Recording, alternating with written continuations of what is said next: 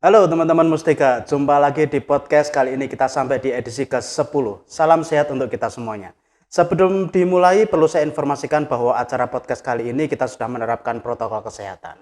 Nah, untuk teman-teman semuanya, edisi 10 kali ini kita akan berjumpa dengan orang yang luar biasa. Beliau ini adalah direktur dari PT Mitra Peternakan Unggas, salah satu anak perusahaan Mustika yang berada di area Jawa Barat. Kita akan sapa terlebih dahulu pada beliau Bapak Arya Yonata. Halo Pak Arya. Halo Mas Arif. Halo pemirsa semua.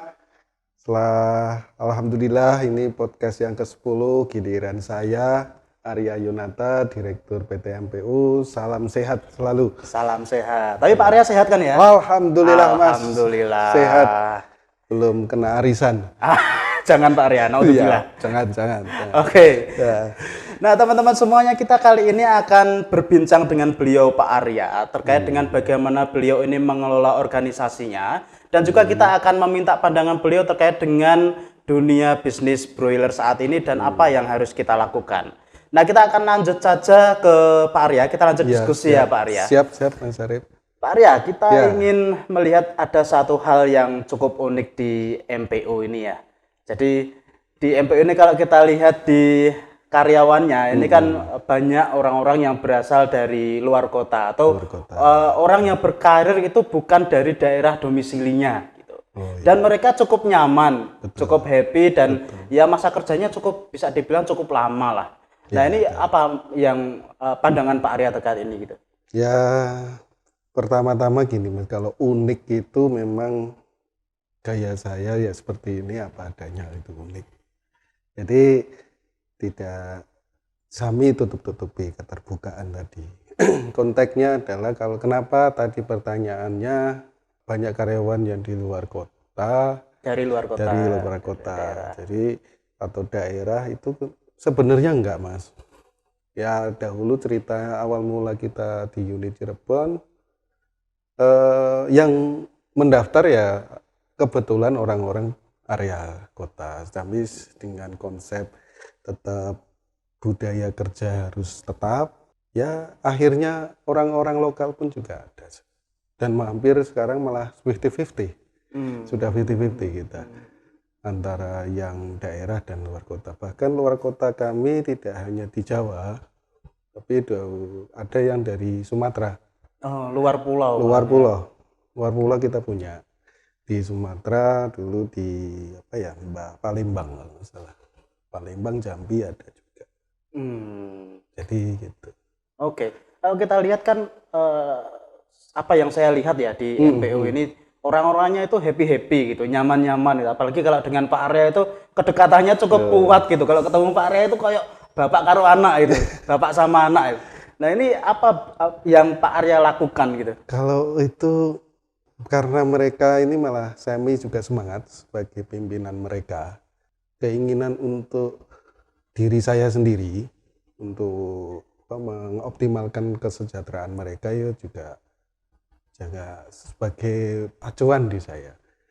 Jadi nilai-nilai yang kami value-kan ke mereka bahwa kita kerja tidak hanya mencari uang saja, tapi budaya kerja kita ikuti, kita bagaimana caranya kita pasrah, bersyukur, selalu bersyukur dan lainnya lah.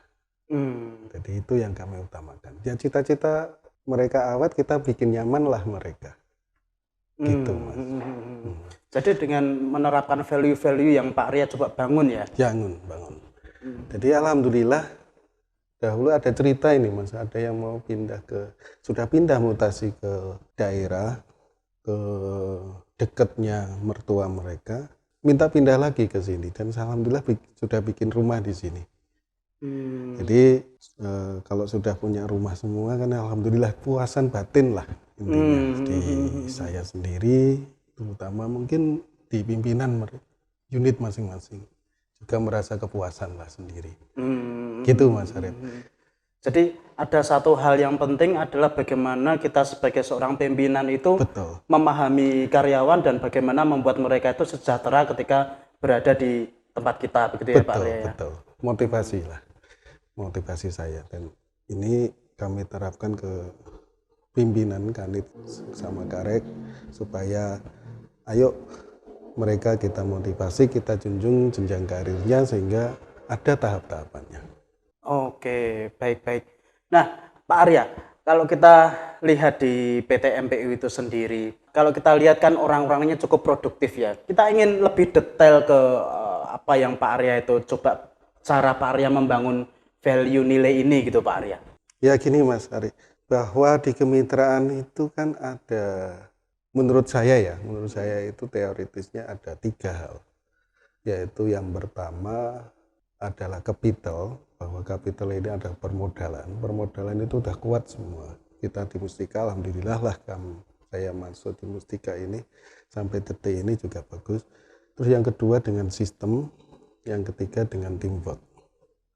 Nah, dari ketiga hal ini kami semua akan susun. Kalau kapitalnya bagus, sistemnya nggak bagus, teamworknya juga tidak bagus, ya perusahaan akan tidak baik gitu. Apalagi kapital yang bagus, sistemnya bobrok, teamworknya bobrok, itu malah juga akan turun. Di Mustika sendiri pun kan juga punya misi, visi dan misi ya. Namun dari 3 hal ini kita, sistem itu adalah SOP itu, salah satunya prosedural, sepenting bukan itu kami menerapkan. Yang penting adalah itu kan teknis untuk cara untuk perusahaan ya. Kalau perusahaan tanpa sistem ya juga. Tapi yang kami terapkan ke mereka adalah justru di nilai-nilai tadi. Nah, nilai-nilai ini yang semuanya dari ketiga hal itu, kalau kita tidak fokus ke mereka untuk menerapkan nilai-nilai, ya nggak akan terjadi Mas Arif. Contoh saya sendiri sebagai direktur, kapital modal kerja yang beliau owner kita yang bebankan saya cukup banyak Mas. Kalau saya nggak punya nilai-nilai, menangnya sendiri tanpa ngikutin pola atau aturan, ya berat Mas. Jadi kepercayaan untuk membuat kepercayaan ke owner. Demikian masalah sistem. Kalau masalah sistem kan ada contoh prosedur, SOP. Itu kalau tidak didasari dengan nilai-nilai, prosedur hanya sekedar dia jalankan kerja saja. Tapi yang penting adalah paham bahwa prosedur ini dibuat untuk memudahkan mereka supaya dia tidak overlapping. Realnya, tugas pimpinannya lah yang mengatur. Jadi saya penting adalah nilai-nilai. Jadi setelah nilai-nilai ini oke, jadi teamwork saya yakin karena sudah satu tujuan semuanya, insya Allah teamwork akan terjadi. Oke. Pak Arya, kalau saya boleh review, dalam bisnis broiler atau kemitraan ayam broiler ini ada 3 hal tadi yang cukup penting ya. Penting itu. Capital atau modal, kemudian sistem, dan yang ketiga adalah teamwork. Betul. Dan untuk menciptakan keselarasan 3 ini harus ada nilai-nilai yang melingkupi itu. Dan tugas orang pimpinan adalah bagaimana menerapkan nilai itu gitu ya, menginternalisasikan ke dalam tim seluruh dari atas sampai bawah begitu ya. Iya, betul. Kalau kita lihat bahwa PU sering memecat orang, karena itu kan sistem yang kita jalankan. Kalau dia melanggar atau tidak produktivitas, ya kita sesuaikan itu. Jadi ada runtutannya, ada peneguran, ada SP. Untuk demi siapa sih? Demi mereka kok. Oke. Balik lagi untuk kesejahteraan kepentingan mereka gitu ya. Sebetulnya. Itu yang kita bangun. Sehingga saya nggak tahu ya kenapa kok banyak orang dari daerah yang jadinya nyaman gitu ya. Tadi. Yang saya yakin mereka akan cita-cita masa tuanya ya tetap akan kembali lagi ke sana. Kasarannya gini lah Mas, saya juga menyemangati mereka.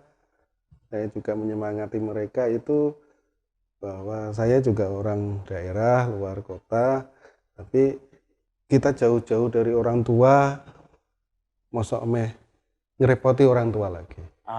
Itu yang menjadi semangat untuk mereka. Menjadi spirit gitu ya. Kalau kita sudah kerja di sini, di luar, kalau ketika pulang bisa menaikkan derajat orang tua kan luar biasa, Mas.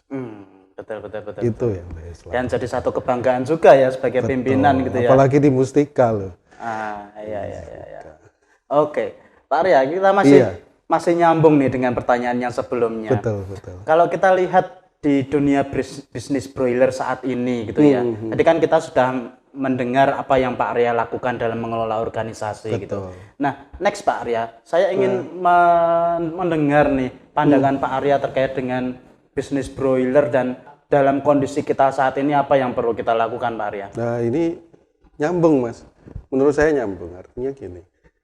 Kalau bisnis broiler ini adalah komoditas. Komoditas selalu dibutuhkan. Kalau prospek bisnis ya selalu untuk broiler ini adalah naik terus. Karena selalu dibutuhkan. Potensinya masih bagus. Namun memang untuk saat-saat ini karena kasus pandemi ini ya kita tidak tahu pasti akan kemana dan akan kemana. Jadi yang penting adalah bagaimana kita menerapkan bisnis ini dengan fleksibel, bisa luas. Nah, tadi menyambungnya adalah kalau sudah sistemnya kita atur, nilai value-nya kita atur, kemanapun pergi fleksibelnya, insya Allah sampai BU pun bisa jalan semuanya. Kita misalkan mau cut loss, mereka akan jalan cut loss. Mau panen besar kita gedein. Ayo kalau kita mau push kapasitas, kita ke push kapasitas. Kalau kita mau melihat saat ini karena pandemi ini tidak tentu, Mas. Mau planning 1 bulan bahkan 1 tahun itu belum pasti.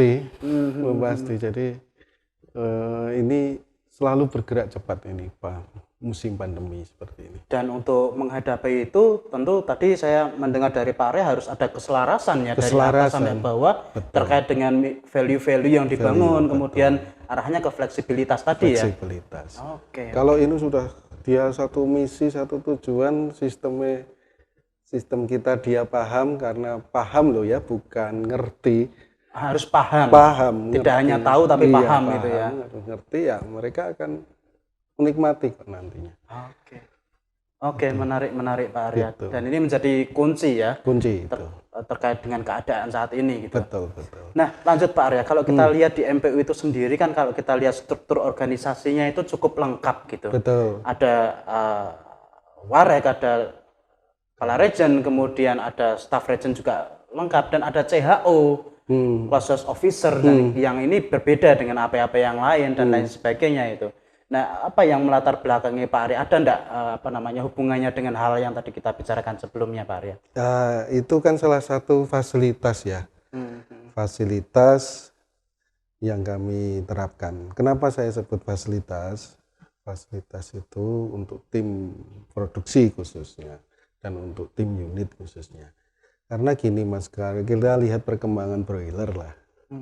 Sekarang ini, dulu zaman saya lahir di ayam di kemitraan tahun 2004 di bobot 1,8 tercipta umur 35.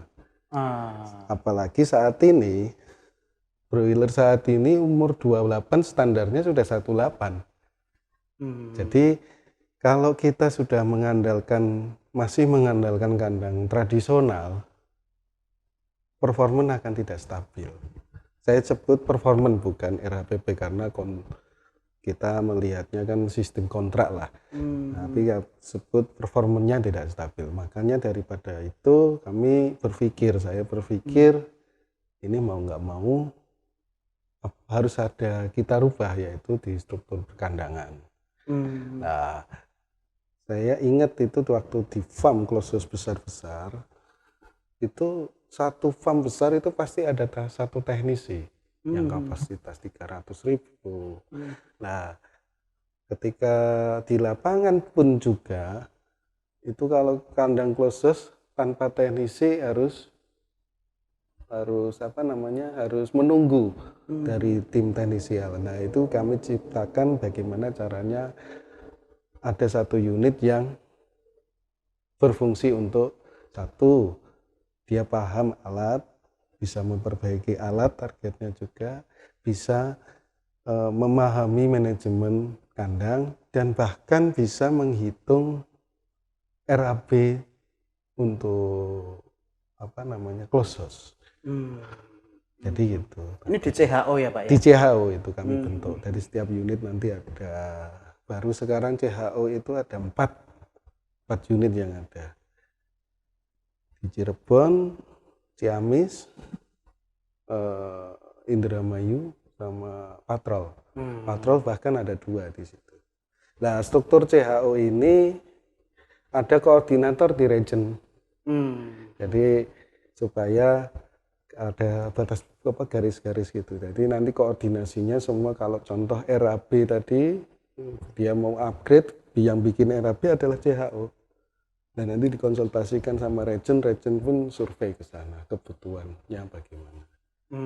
Nah, inspirasi ini kami melihat kalau sistemnya semua kita pasrahkan sama peternak, ternyata alatnya tidak standar. Tidak standar, Mas. Nah, akhirnya sama berpikir kerjasama sama Sinar Mustika Raya itu. Jadi kami punya kandang ukuran 3.000, 4.000, 5.000 ekor, alatnya sudah kipasnya modern, standar. Oke. Jadi enak itu.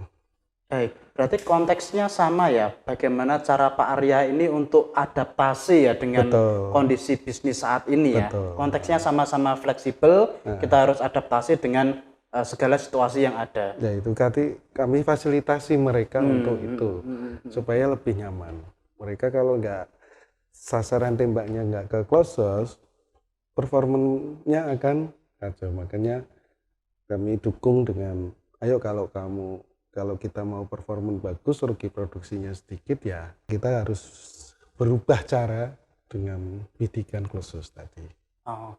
Jadi tidak muluk-muluk kami berpikir close house itu harus modern 12 sampai 120. Ukuran kecil pun kita sudah close house. Alatnya modern sih, San. Mantap. Gitu. Baik, terima kasih Pak Arya atas inspirasi dalam podcast edisi ke-10 ini. Santai Pak Arya, monggo silakan. Ya. Sambil tadi saya juga menikmati sekali apa yang tadi Pak Arya sampaikan dari diskusi kita kali ini gitu Pak Arya.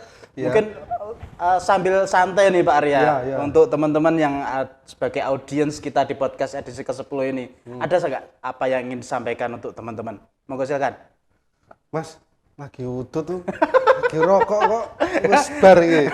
belum selesai Pak, ini masih panjang ini kita Pak. Monggo sambil santai aja, enggak apa-apa Pak. Oke, gini Mas, pesen ya. Ya, pesan untuk teman-teman. Pesan untuk teman-teman, kuncinya di Mustika, yaitu tadi di kemitraan, kontaknya di umum, khususnya di Mustika ada 3 lah.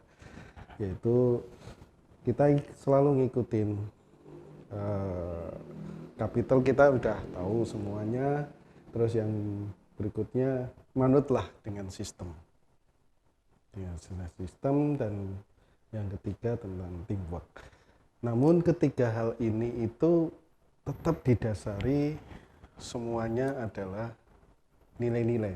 Fokus ke nilai-nilai. Unggul, integritas, dan teamwork. Nah, yang berikutnya dalam mengikuti aturan, ya keprofesionalismenya, profesionalisme. Sambil lutut lagi Pak. Profesionalisme. Oh ya, oke. Itu tetap harus itu. Kita santai tapi tetap profesional bicaranya. Nah, itulah yang kami budayakan, Mas. Oke. Dan itu wajib dilakukan oleh setiap pimpinan, itu ya Pak ya? Wajib itu hukumnya harus ya? Wajib hukumnya.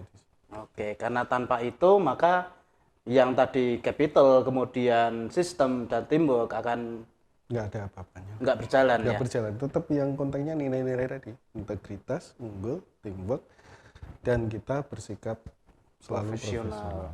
Itu yang harus melingkupi ketiga hal tadi itu ya? Oke, dan itu menjadi kunci juga Kunci. terhadap keadaan bisnis kita saat ini ya. Betul. Oke, baik. Itu tadi perbincangan saya dengan Direktur PT MPU Bapak Arya Yunata, dan kita akan ketemu dengan podcast edisi selanjutnya. Sebelumnya salam sehat, salam IP 400. Amin. Sampai jumpa di edisi selanjutnya. Bye bye. Bye bye.